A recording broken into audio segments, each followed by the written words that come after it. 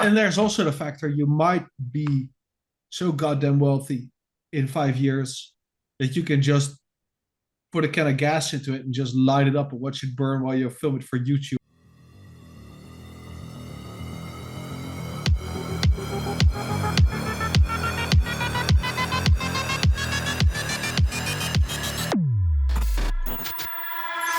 Ladies and gentlemen, Quamrods, welcome to episode 2 of the Quamfy Show. Interesting times. ETFs are live.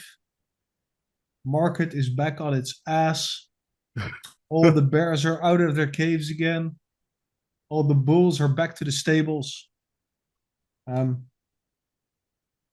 Disaster struck. The self-fulfilling prophecy has prevailed again. Maybe.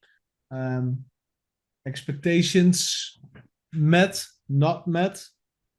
Regardless, a lot of people are still very disappointed.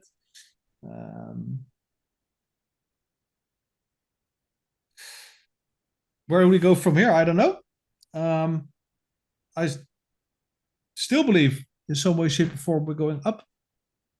The bull market is literally inevitable. It will have to come sometime because the economy needs it in a way, right? And then we're not just talking crypto.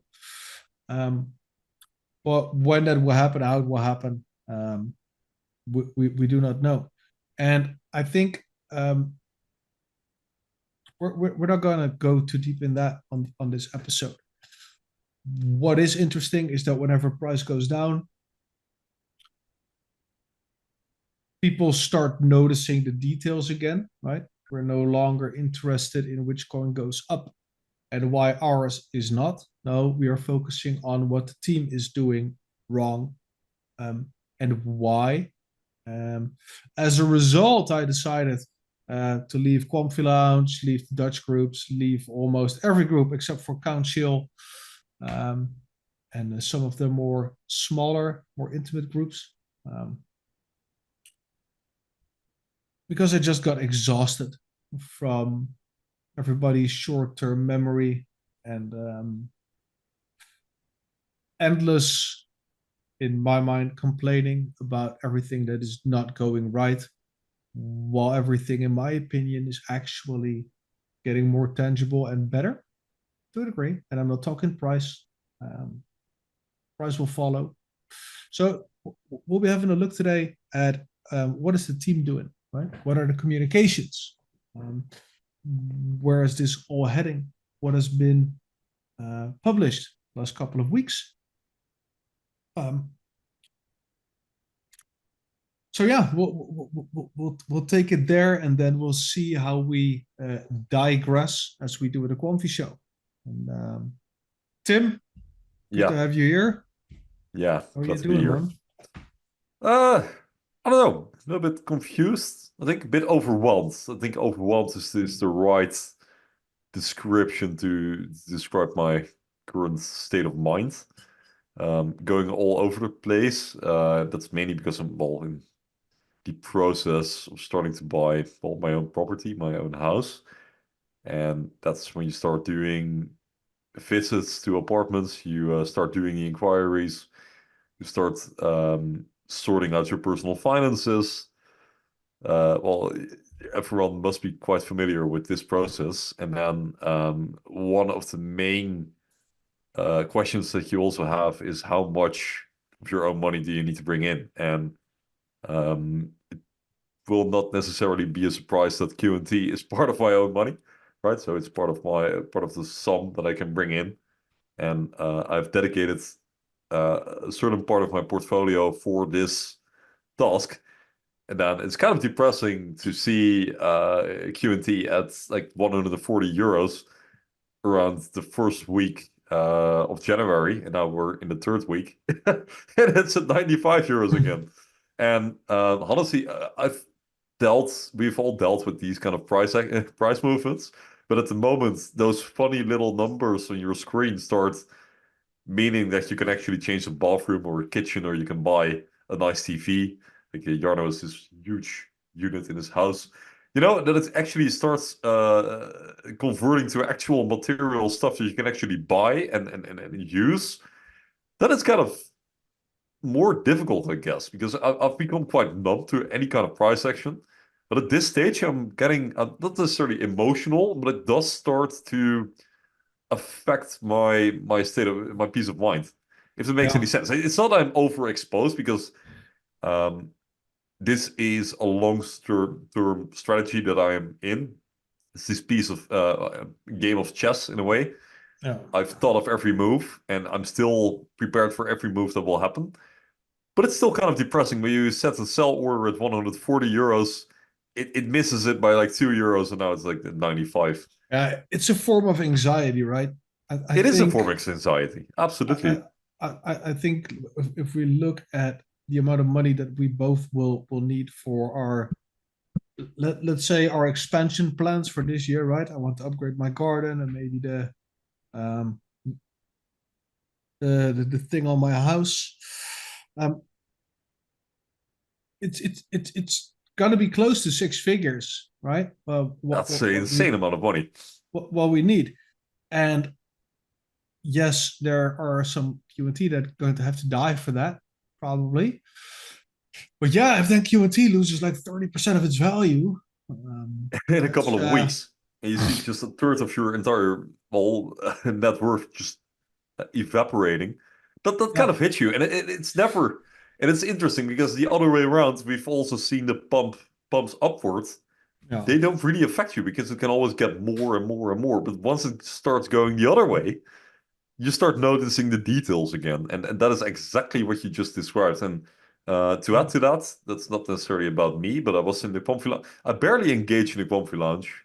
I mean, I scroll through it. It's usually the same stuff, but I think it was Dr. Poppers bringing that up earlier today. That once the market sentiment shifts in a negative direction, people start noticing the details. And today's discussion was no exception, really. So it's kind of really interesting that you bring up that point. But how are you? I was talking about myself quite a bit. yeah. No, that's okay. Yeah, doing well enough. Like I said, I mean, the problem is not necessarily the finances. It's the factor of time. Yeah, A sense of urgency, right? We have plans still, to get our garden squared away, before June, preferably, right? Um, so that's 5 months. Um, I think everything is still looking better, but we still need to see the price action to go along with this. And it is a big difference if you yeah, need, let's say, six figures. Um, whether you can sell one unit for 90 or for 150. yeah, Even now for the math psychologically, and 4 or 5 months is a long ass time. yeah, But at a certain point, decisions need to get made. And on the one hand, I'd say, okay, maybe I'd like to have more fiat on the back end. And that is true to a degree. But fiat on the back end doesn't make you money, right?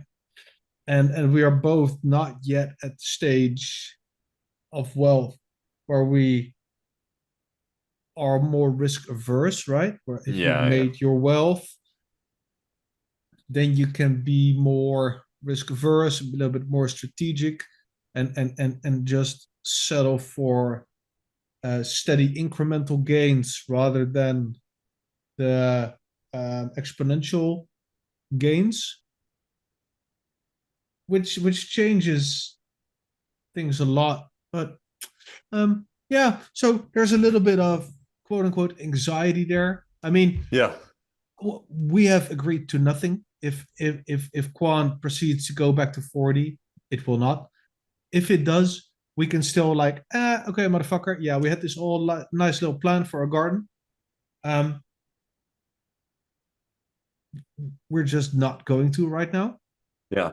which And I which think, is not oh, sorry. not a which is not a disaster, but it's not ideal.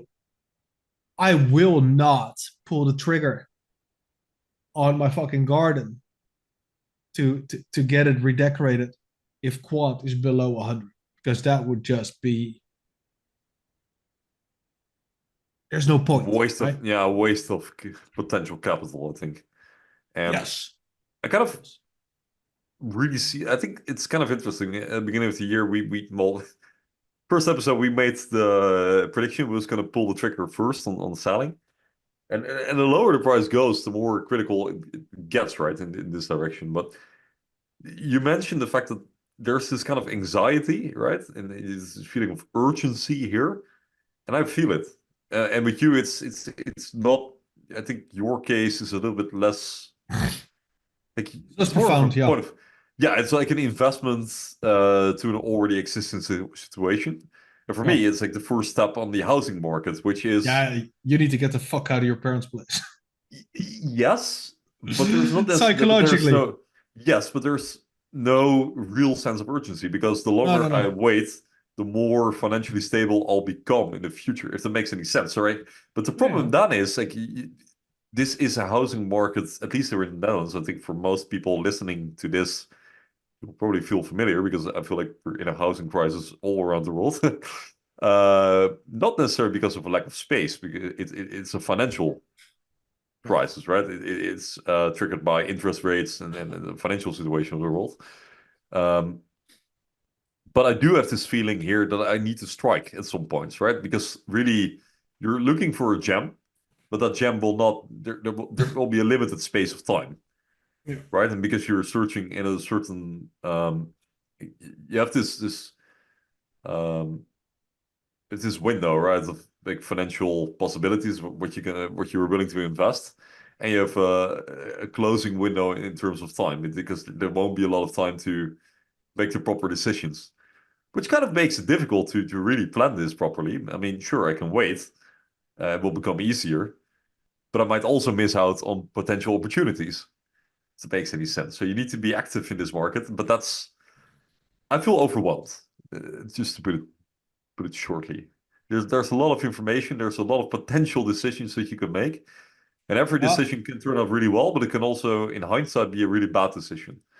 It's Yeah, kind and of like especially in yeah, housing, right? There are so many variables that you need to there take are into yeah account, and there's a lot of people you need to trust, and especially if you're like a first time um, aspiring homeowner. Um, I mean, if you think crypto is daunting, well, good luck buying a fucking house, especially if you get an apartment and you have this owners. How do you call that? Um, yeah homeowners association. I think that corporation that's of the, owners. Yeah, that's the thing. And there's all these constructions and costs that are um, hidden. hidden costs exactly, and the thing is, it's also a very asymmetrical market because Yeah, you will always have the people who are you can hire an expert and they will probably have more information, but they might not. That doesn't guarantee you that they will have the best insights into the market itself, right? Because they still want to sell you a house, so they will always be a little bit biased. Hey, probably should buy it because then I earn money. And that's yeah, the thing. It's a very asymmetrical market. You don't have all the information available to you. You know that there are other parties which have also pieces of information. Um, that makes it pretty difficult in combination with a speculative investment strategy that I take, yeah, especially with crypto. So yeah, yeah, there's a ton of information, and I feel overwhelmed. That's the thing, yeah. and it will probably crystallize, and it's a game of chess for me. I will take my time. I will take a rational decision, but that rational decision will still not be necessarily favorable for me. I might end up making a bad decision, but I will only notice as time progresses. You just Yeah. don't know up front. That's the thing. No, no, no. Eventually, you have to pull the trigger. But Yeah, if markets are down, they are right now. Um, and there's it also puts your this. it puts Uh, everything in perspective, right? yeah, yeah, and then okay. The final point about this, and it's also, I think you have two separated rules, especially in our case where we do can bring in our own capital.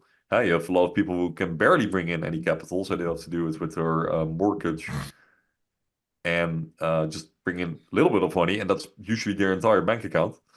And for us, Oh, it's like without going into any details necessarily, but for people listening to this show, it's usually a part of your portfolio that you invest, but you simply allocate in a different asset instead of crypto or stocks. You start investing it in a house. So you have a comfort of living, which is one thing, but you also have the investment part of it. And that makes it two-sided and difficult. Because can you resell that house again in a couple of years for profit? How does that work? You need to take all these things preferably, you need to take all these things into consideration. Yeah. So yeah. And there's also the factor you might be so goddamn wealthy in 5 years that you can just put a can of gas into it and just light it up and watch it burn while you film it for YouTube for your favorite Quamfy Show channel, and just buy a new house outright. Let's not put me in prison, because if I burn down an apartment, they'll probably send me to prison. You can burn down your own apartment, can you? Yeah, fair enough. If you cool the other things, let's not go that way. Hey, let's start talking, I think, about the communication of the team, because that was something that we've noticed, and we've brought this up sometimes earlier, but we just start noticing that there isn't really that much communication at this moment, team-wise. So maybe that's the next topic. Yeah, it's give me a sec. It's a little bit of a thing, right? Whenever price goes down, as Tim said, we focus on the details again, and people start complaining. Team doesn't communicate, and what is actually happening? What do we actually know? Which are to a degree valid questions. Would be nice if people ask those questions while we're mooning, but it simply doesn't work that way. It's price go up, sir. Prices go up, so it's good investment, sir. Yeah. So what is the status of let's call them the big four that we have right here, right now, right? So we have Quant Developers, Gilbert Verdian, Andrew Carrier, and Solene Justus. Selene Justus. I think she's from Belgium.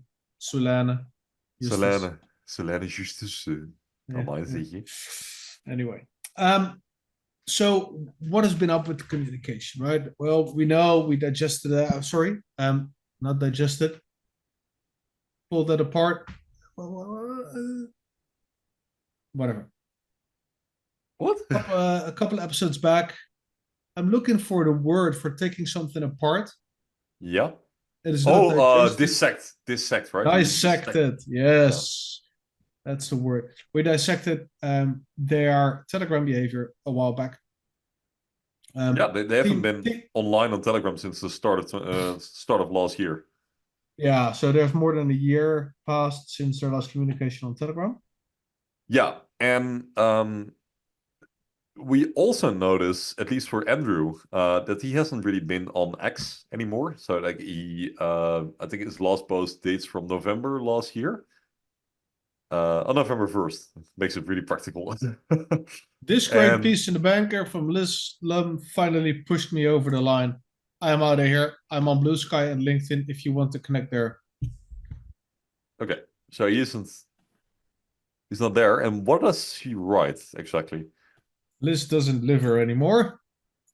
And I think it has something to do with a critic that is on X. Twitter opened so many doors for me and my career. It is a shame it doesn't exist anymore.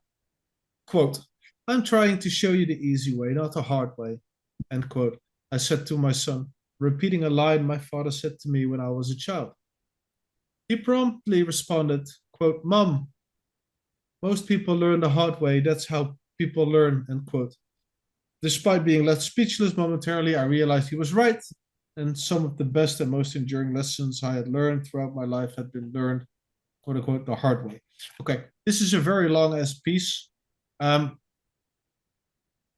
she's just talking about who Twitter kind of lost its way, its identity, and how it was nice while it lasted. It's time to move on.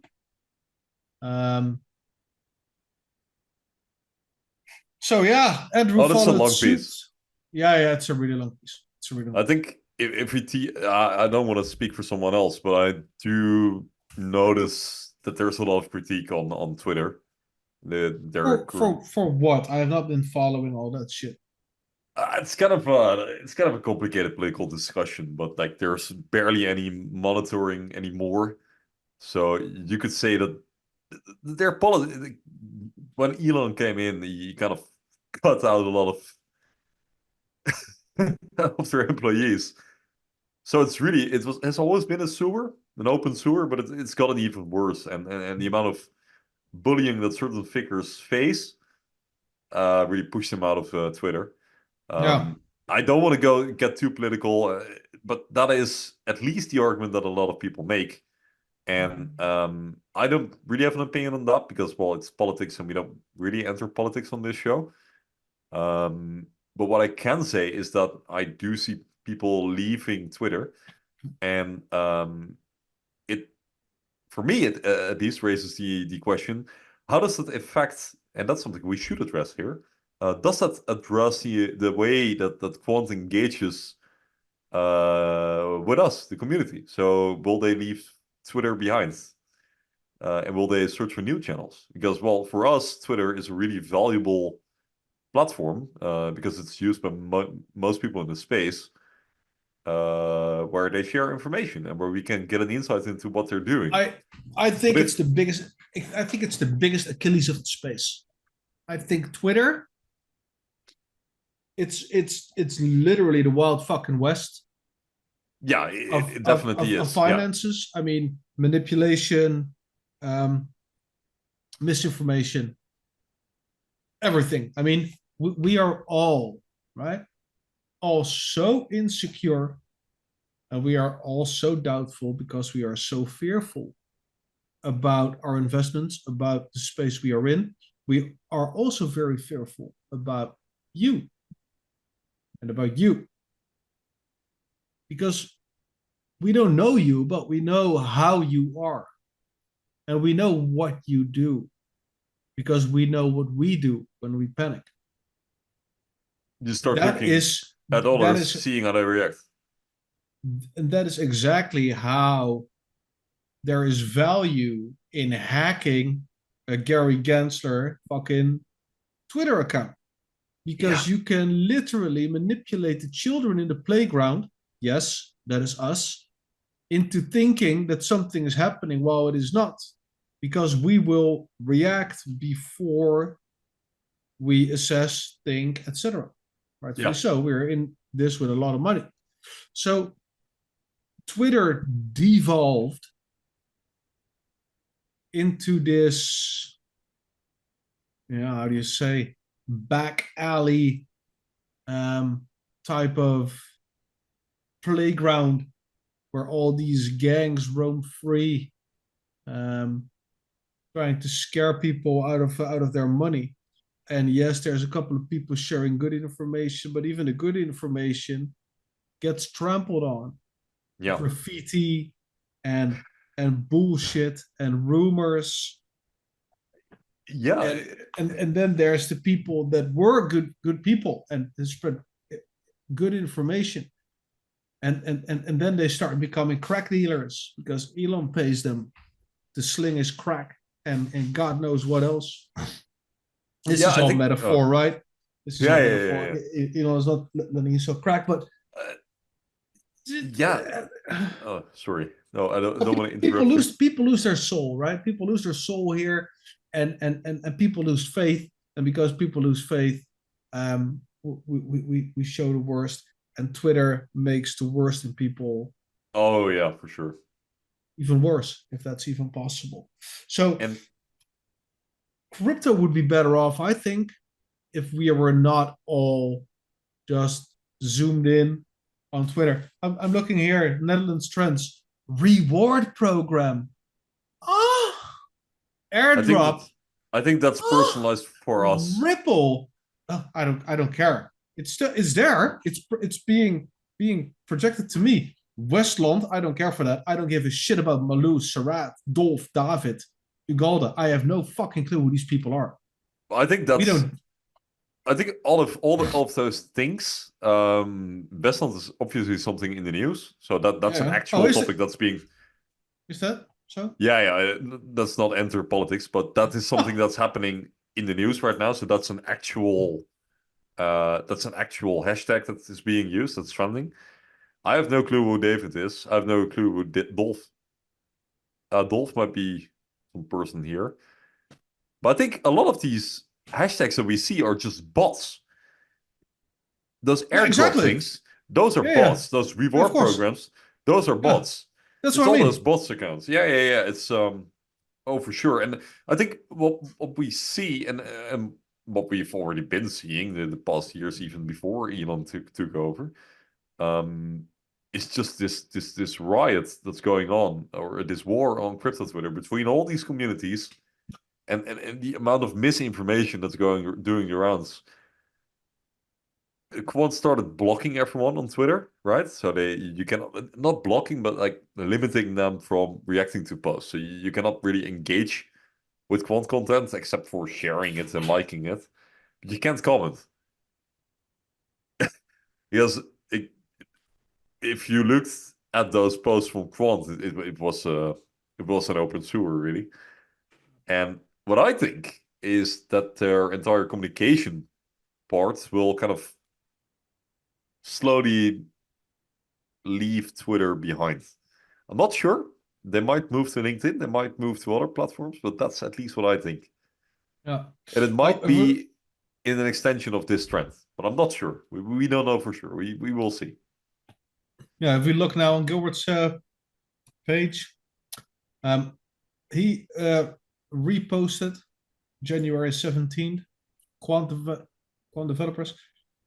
Could this be the year of blockchain automation? Well, we have made it easier than ever. At make_HQ joins at Zapier and at OutSystems Forge in our automation suite. Have a look and show us what you built. So Gilbert was there still. He is still active in a way, but he has, I think, disabled if people can see what he's sharing or liking or stuff like that. Yeah, you can see it. No. Gilbert also faced a lot of backlash on Twitter. His Armenian background, for example. His Yeah, and standpoints. January 15, he made a post of his own regarding the article that they wrote, which is nice. So he's not entirely gone. No, for Then sure. and He's then it still was here. December 11th. So they had a nice month of vacation, which is, say, well deserved. And then we have Solana Justus. If you're seeing this and I assumed wrong, I'm sorry. DM me. Yeah, sorry about that. That was terrible. Chief of Curiosity, product marketer at Eager Learner. 5 hours ago, global blockchain interoperability market size to exceed 1.98 billion by 2032. Yeah. Nice. So she posted 5 hours ago. And then 6 hours ago, there was a data breach. Now I'll put this in the description if you're interested. There's a lot of data that was lost again in a very big hack. 26 billion records leaked. A couple of double-digit terabytes, etc. Go check that out. Yeah, I like it. You can also see it on our X page. And before that was December 12th. So I think it's safe to assume everybody went on vacation somewhere December 11th, December 12th. Yeah. Good for them. They only came back recently. Yeah. So Quant Developers is the only official Quant labeled thing that is still truly active on Twitter, I think. January 17th is a pinned post, January 22nd, brain emoji if we want to progress to a new world where decentralized technology plays a central role, we need to progress interoperability. Nice little quote. And before that, it was December 4th. Yeah, so it also seemed to have been on vacation between December 10th and last week. Hey, but maybe we can have a look at that article, or is that planned later in the show? Which one? This one about Zapier, but if you scroll down, if you want to progress to new worlds where... yeah, this article. But that's probably scheduled for later in the show. Not necessarily. Oh, okay. Maybe you can have a short look at this.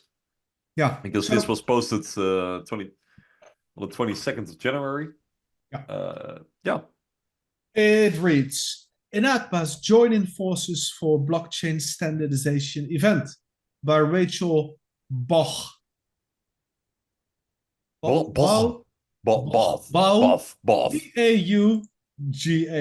Boff. Boff. Probably, yeah. Bauch. Okay. Yeah. So post on the 24th begins with a quote. The standardization of blockchain technology will allow the industry to exercise compliance, remove fragmentation, and build consumer trust through a proven way of implementation. End quote.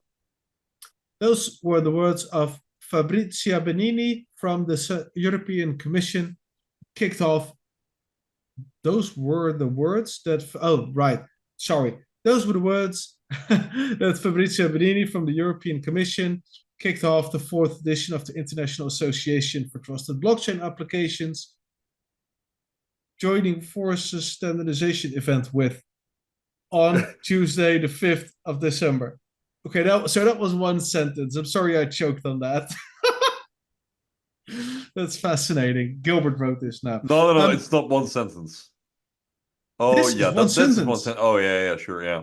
Those were the words that Fabrizio Benini from the European Commission kicked off the 4th edition of the International Association for Trusted Blockchain Applications Joining Forces for Blockchain Standardization event with, and that's a comma, on Tuesday the 5th December 2023. Oh, wow. The digital event consisting of a series of panels, fireside chats, and presentations brought together blockchain industry leaders from across the world to address progress and ongoing challenges while highlighting the critical role of harmonized global standards in ensuring the widespread success of blockchain technology. The first panel was around the current state of digital and cryptographic asset standardization and highlighted that the unsynchronized standardization in the world is leading to parallel standards being built without any communication between key stakeholders. Charles Neville from the Enterprise Ethereum Alliance said, standardization is what drives innovation. Regulation is a powerful driver to ensure that clear standards are developed, continue to evolve, and actually solve real-world problems. I'm not going to go through this entire article. No, but the TLDR... a lot of things were said by a lot of people.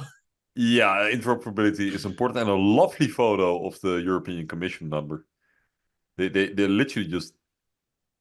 It's like one of those old 2005 style pictures where they just kind of, with Photoshop, they just like cropped something around his hat, and we're like, yeah, let's do this. It's not even looks like a mugshot. A mugshot with a different background. Nah, jokes. Yeah, yeah. Okay. Let's see the next panel. Yeah, so they're going through all the panels in this.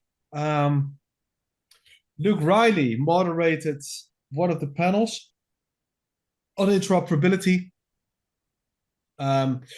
Looking at where we're at, Rafael Belchior, senior blockchain engineer at Black Demon, believes that we've seen great development on both semantic and technical layers, but even though the industry has semantic interoperability, they are not formally standardized. This is what creates fragmentation. The solution, in his opinion, is to have formalized standardization that can be used by most protocols. And then Luke delved into this topic further, asking the panel if they believe that the lack of completed technical standards reflects a lack of maturity in the adoption of interoperability. And Pierre Marot from the European Commission emphasized the importance of adhering to a widely adopted standard He added, we have a way to go, but if we want to progress to a new world where decentralized technology plays a central role, we need to progress interoperability. I think this is really, really powerful. This just underscores how everybody sees what is actually going to matter. Yep. Oh, here's I also see another name we recognize. So one of the final panels looking at where DAT standards should go next brought together Monique Bachner from the INATBA and Thomas Harjono from MIT to discuss whether we should develop standards for policy expression that are machine readable. That are B, machine readable. Ooh. Yeah. Hello. That's the same with the first fucking sentence. That is also missing a couple of commas. Thomas Argiano is in favor of this, as it helps to combat the complaints coming from regulators and, quote, close the gap between the language and concepts used by policymakers and developers, end quote, he added. We should look at developing a syntax language that allows regulators to express rules in a language that is humanly readable and consistent. From there, it can be expressed into a blockchain-specific implementation. All right, that's interesting. Yeah. That could indeed. Okay, then the closing remarks. Yeah, are we gonna read the final? Because you just highlighted that. Oh no. The closing. Oh, huh? Are you going to read it, or am I going to read it? I want to read it for sure, but yeah, I'm just trying to interpret what's being said here, honestly. Okay, but the closing remarks led by Ricardo Simos from the INATBA provided a perfect synopsis of the topics covered during the course of the day. He concluded the industry needs to accelerate the development of standards, whilst ensuring there is true communication and collaboration that will help to build trust and enable interoperability. We will continue to build this ecosystem one block at a time. So TLDR, lots of things said about interoperability by a lot of different people. Yeah, there's a lot of policymakers, right? And a lot of people that are actually on a soapbox, actually speaking to people that are actually listening. Right? Yeah, exactly. And thought leaders, innovators. Yeah, and I think it's great that, I mean, this is not a new trend, obviously, but it's great that people start, at least in positions of power and in positions where policy is being developed, understand the importance of interoperability and the fact that the Quant has really maneuvered itself in these circles. The people talking here on stage, being on that soapbox, are the ones working for Quant. It's literally Google selling people the idea that you need a search engine. Yeah, hey, you might want to have a tool which you can use to search the entire internet. Might be very helpful if you need something. All these events and things are all nice, but when tweet. We have this product that can help you with it. You might want to use it. That's exactly what's happening. But yeah, it's nice. And Rachel Boff, you need to check your article again because it. Yeah. Hey, next topic. Where are we going? Are we going to look at our portfolio, or is that too early in the show? No. Ooh, I see CoinGecko. Yeah. So looking at the CoinGecko. There we go. Bitcoin is at 36,000 euros.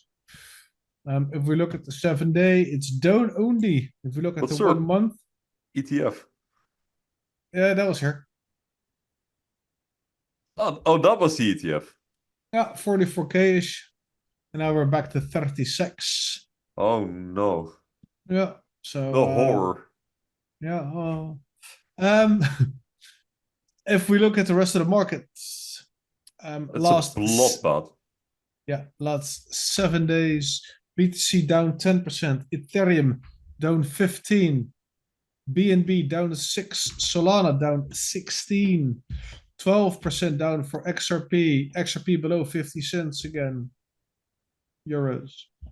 Good thing they have inflation, or they would have been out of the top 10 already. Yeah, so scrolling down, Polkadot minus 70%, AVAX minus 18 on the week. Polygon 16% down on the week. Uniswap down 16% on the week. And then all the way at position number 50, 49. 49, we have Quant down 12.4% on the week. Yeah. And BitTensor Tau up 5%. So it is indeed a bloodbath. Let's have a look at our portfolios. Sorry. Yes. I interrupt you too much this episode. No worries. No worries. Tim is doing well. Tim is right now, we started off with like 10K. He is totally down 14.36%. Swap is up. Orca is up. BitTensor is up on the week. Vector Space is even up on the 24 hours, same as BitTensor. But Uniswap, Chainlink, Vector Space, Ampleforth, and Bonk are all down. Oh no. Yeah. Orca is also down. I'm really sad about that. Free Willy isn't as free anymore. Yeah. So the total profit loss is it's not that bad. He's 21% down on Uniswap, 27% down on VXV, 26% down on Bonk, and 18% on Orca. It's probably not as bad as my portfolio. Let's have a look. There we go. Our portfolio is down 3,708. And that's because Check D is down 26% on the week. On the 7-day, Neon is up 5.7, BitTensor is up 4.2. But Neon from beginning to end is down half, 50%. And Check D is down 4%, while BitTensor is up a meager 0.65. So yeah, crazy times. Lost 36% of my portfolio. It's twice as much as Tim's shitcoin portfolio right now.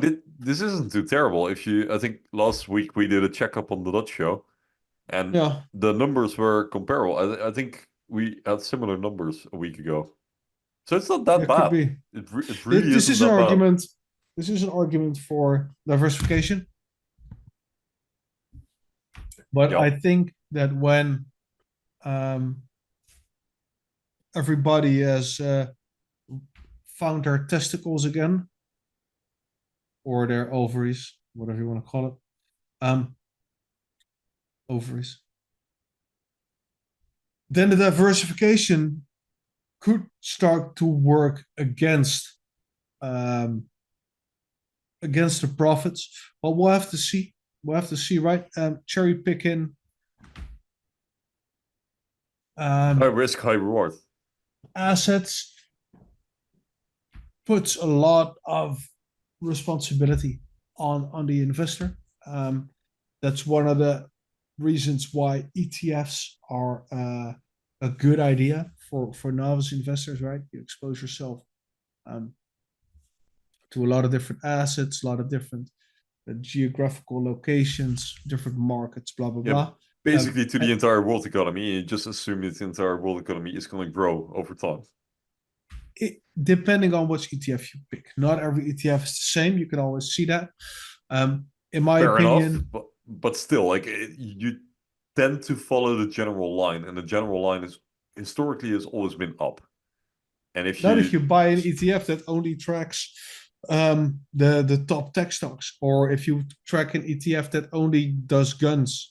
But there you already go, right? Then you select something, you start cherry picking a certain sector. Do you have any idea how many ETFs there are? Do you have any idea how many different ones, and how different the costs are? For sure. There will be many choices and flavors. But in general, with ETF investing in diversification, I think in general you want to track, you want to have exposure to as many things as possible. You want to do it broadly, I think. But that's that's once again the difference between cherry picking or going for diversification. Anyways, Yeah. it seems to work for me, although I have no clue what I'm doing. OrdiSwap apparently is doing really well. I just picked it up on Telegram because someone said, "Hey, OrdiSwap should buy it." I didn't buy it in reality. I should have. And the rest is down, but yeah, fair enough. It happens, I guess. We'll see how this develops over time. If we will actually make a profit once we go towards Valentine's Day during the next episode. That might be a bit Already earlier. Valentine's Day then? No. No. It will be like the 8th, I think. Right. Right. Yeah. Um. Do we want to go to another article? How long are we in the recording? We are in for 45 minutes currently.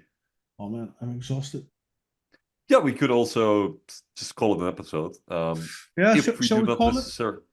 Yeah, I mean, if we do not necessarily have anything more fundamentally to share with our listeners, then there's no point of Mm, going and going and going. I feel like we yeah, kind of touched up on everything. yeah. Uh, I mean, we do have this article from Gilbert, Blockchain in 2024, the year of institutional adoption. We want to dive in yeah, there real yeah, quick. we might also just want to put it in the description and just point out that Gilbert did. Yeah, there was an article, January 15th.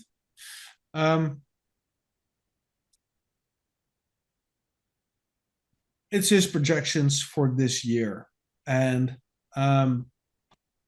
he says success depends on security, compliance, and trust.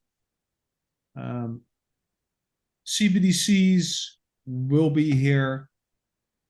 There are 113 countries and all the G20s in explorative phases or advanced phases of development. Programmable payments are what make everything very interesting. It removes a lot of overhead, a lot of friction. He's explicitly calling JPM Onyx and Siemens, once again, this is not the first time, as examples from the industry. JP Morgan has been adding programmability to payments. We can expect to see more banks harnessing the power of this technology in 2024. This is a very, very interesting announcement to me. He's talking about FTX collapse, Binance being on the chopping block, CC falling on his sword, Mica being implemented,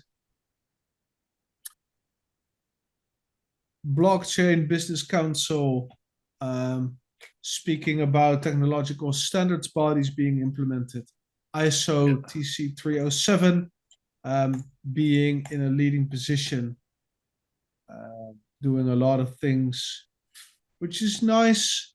He's talking about crypto ransom attacks, right? $449 million in the first half of 2023. This is all an argument for getting on board with Quant.